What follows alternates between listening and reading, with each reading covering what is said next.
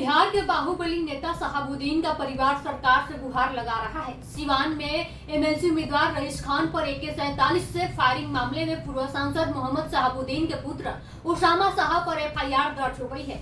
शहाबुद्दीन की पत्नी हिना साहब ने कहा कि बेटे को फंसाया गया है। अगर सरकार न्याय नहीं करना चाहती है तो हम लोग सिवान छोड़कर चले जाएंगे।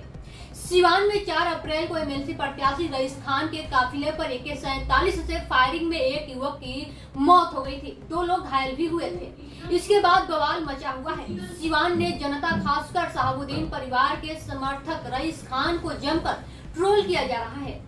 वहीं समर्थकों का कहना है कि रईस खान उसामा साहब को फंसाने की साजिश कर रहे हैं। वहीं इन तमाम मुद्दों पर एमएलसी उम्मीदवार रईस खान ने भी अपने फेसबुक के माध्यम से लाइव आकर कहा कि जल्द ही सिवान के लोगों को पता चल जाएगा कि फंसा रहा हूं या सच में उसामा ने मेरी हत्या की प्लानिंग की थी। आपको बता दें कि सांसद शहाबुद्दीन की पत्नी राजद नेत्री हिना साहब ने कहा कि मेरे बेटे को फंसाया जा रहा है। ऐसा क्यों हो रहा है अंदाजा नहीं है।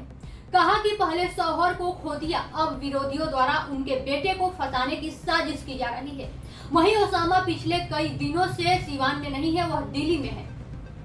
इसके बावजूद उसे फंसाने की साजिश की जा रही है। मोहम्मद शहाबुद्दीन के पुत्र उसामा साहब अपनी पत्नी के साथ शब-ए बारात के दौरान अपने मरहूम पिता मोहम्मद शहाबुद्दीन के कब्र पर फतिहा पढ़ने गए थे। तब से वह दिल्ली में है। बेटे का नाम जबरदस्ती सियासी वजहों से घसीटे जाने की बेहद ही दुखी और खफा राजद नेत्री हिना साहब ने लोगों के बीच कहा कि मैंने अपने शौहर को पहले ही अपने आंखों के सामने ही खो दिया। अब इकलौते बेटे को सियासी वजहों से जानबूझकर फंसाने की साजिश की जा रही है।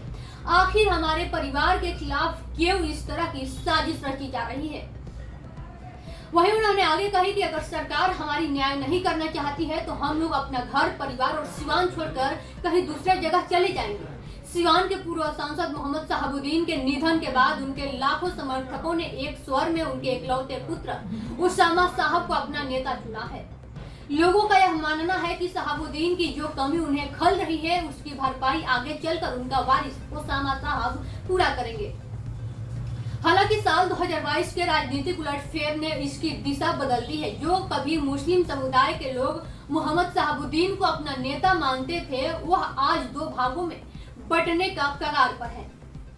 एक तरफ मोहम्मद शहाबुद्दीन का परिवार, जिन्होंने मुसलमानों को लेकर एक साथ कंधों से कंधा मिलाकर चलने का काम किया, तो दूसरी तरफ खान ब्रदर्स के नाम से चर्चित रईस खान, जो मोहम्मद शहाबुद्दीन के निधन के बाद मुसलमानों को लेकर अपनी राजनीतिक स्थिति मजबूत करना चाहते हैं। वहीं कॉलेजों के दिनों से ही उसामा राजनीति में सक्रिय हो गए थे। पिता शहाबुद्दीन की विरासत संभालने में लगे थे।